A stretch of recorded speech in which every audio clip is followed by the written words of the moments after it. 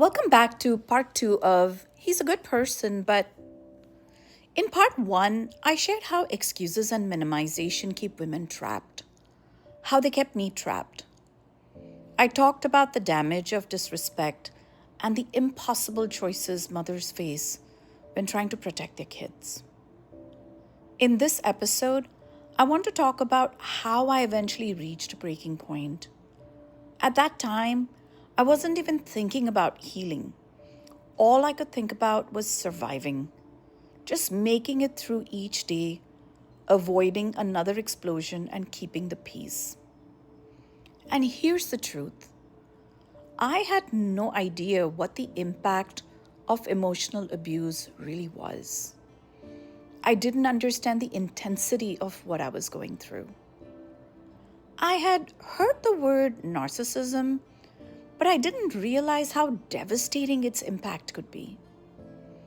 All I knew was this: something didn't feel right, it didn't feel normal. Day-to-day survival meant doing everything exactly the way he wanted.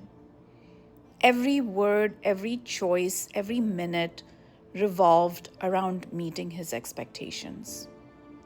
That was the only way to keep the kids safe emotionally and to keep myself safe too. All I knew was this: I would rather live in a shelter than stay with the man I once thought was my forever. That was the moment I realized I had no choice but to leave.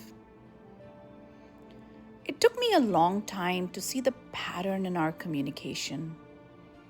Whenever I voiced a concern, I'd hear things like, "You always focus on the negative. You create problems where there are none. Why make such a big deal? I already said I was sorry." Every time I was hurt, he flipped it back onto me. Suddenly, I was the problem. I was too negative. I was creating drama. I remember watching movies where the man was tender, kind, and respectful to his lady. And I felt this ache inside, a longing to know what that felt like. Toward the end, he told me, "I don't know what your problem is, but it's your problem and you need to fix it." I replied, "You're my problem, but you're also the solution." Even then, I didn't fully see it.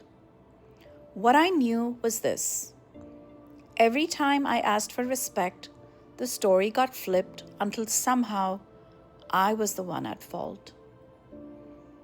That's how women get trapped. You start believing if you can just fix yourself, or worse, fix him, everything will be okay. I want to pause here and make this very, very clear. Emotional and psychological abuse is about repeated patterns, not one-off fights, not a single bad day, not an occasional cruel comment. It's about the repeated put-downs, the repeated criticism, the repeated gaslighting, the repeated condescending comments, and the repeated lack of empathy. I remember when my dad passed away from bone cancer. I was grieving and I was crying. And his response was, "Aren't you overdoing it?" That wasn't a slip. And that wasn't stress talking. That was part of a repeated pattern of flipping my grief into a problem, of telling me my emotions were wrong. And what that does to a woman is shatter her heart twice. Once from the loss itself, and again from the cruelty of being told her pain is too much. Abuse is not about the incident you can point to. It's about the repeated pattern that chips away at you, piece by piece, until you start to believe you are the problem. Whenever I got upset about his disrespect, the script always flipped. Instead of him owning his behavior, he would turn it back on me. Somehow, I became the reason he disrespected me. You're too damn sensitive. You pushed me to this point. If you didn't act the way you do, I wouldn't react like this. And just like that, I'd find myself apologizing. I'd start consoling him, psychoanalyzing him, and staying up late into the night trying to understand his moods. What looked like making up wasn't reconciliation. It was survival. Because keeping him calm, even if it meant abandoning myself, felt like the only way to stay safe. I still remember writing in my journal, "Remember to never say this again," or "Remember to never do this again." And I repeated those words until I wasn't living anymore. I was surviving, just breathing, eating, and just existing. Every flip of the script erased me a little more. My voice, my feelings, my truth, all pushed aside. Until I couldn't even remember what I loved, what I thought, or who I was. One day he said to me, "You better eat this or else." And in that moment, something clicked in my head.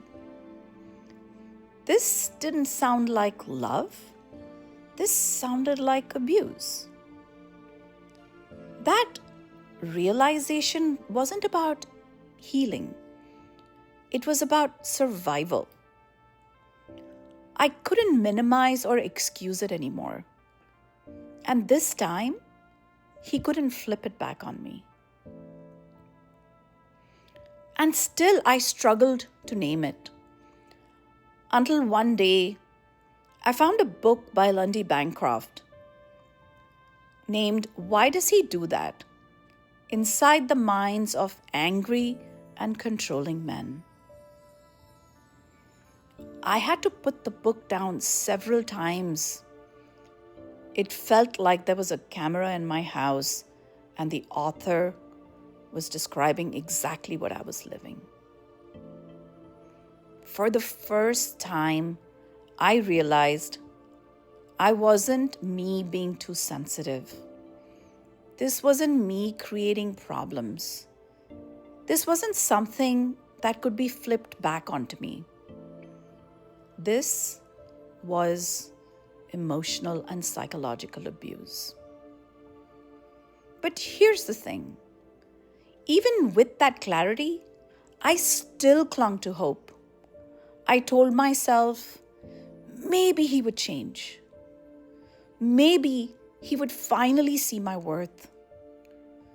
Maybe he would finally recognize the value of the woman who stood by his side. And I took him back again. But boy, was I wrong. That false hope kept me in survival mode longer than I should have been. It's the cruelest trap of abuse. Even when you see it, even when you name it, your heart still wants to believe love will win. Abuse rarely begins with extremes. It starts subtle, sporadic, almost dismissible. But over time, the funnel of abuse narrows. The control tightens, the disrespect worsens, the wounds deepen. And every time you try to name it, the script gets flipped until you're left wondering if you are the problem. That's what keeps you in the funnel. Survival inside that funnel means walking on eggshells, bargaining with yourself, shrinking smaller and smaller to keep the peace. What I've shared here is only a glimpse. The constant criticism, the repeated gaslighting, the repeated flipping of blame back onto me, it wears you down until you're nothing but a shell, hollow, hurting, hazy. In those years, survival didn't mean thriving. It didn't mean healing.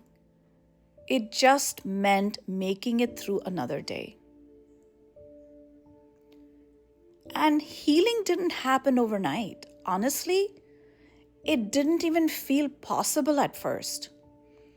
Because even after I had the words, I still believed maybe he would change. Maybe he would realize I was worth it. Maybe he would finally see my value. But like I said before, boy, was I wrong. If you're there right now, please hear me. Waiting for him to change will keep you stuck.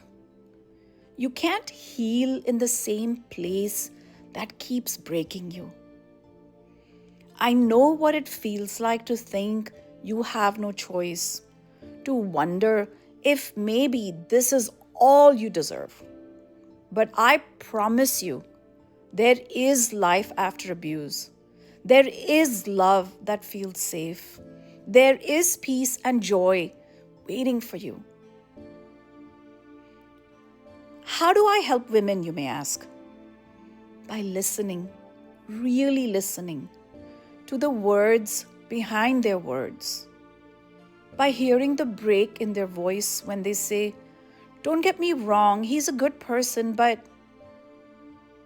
I help by giving language to the pain they can't yet explain. By holding their story without judgment. By reminding them they are not crazy, not too sensitive, and not the problem. I help because I've been there. I've lived the silence. I've lived the confusion. I know what it feels like to survive day by day, hoping it will get better, praying he will change. And I also know what it takes to move from survival to healing, to rediscover yourself, to find your voice, to believe in your worth again. Because every woman deserves more than just survival. She deserves peace. She deserves joy. She deserves love without excuses. Share this episode if you suspect someone you know may be suffering in silence. And most certainly, when a woman opens up to you, believe her, support her. Dismissing her words only adds to her pain. Sometimes it can even turn fatal. That single moment of trust could be the first step in helping her find her wings. From pain to power, from wounds to wings.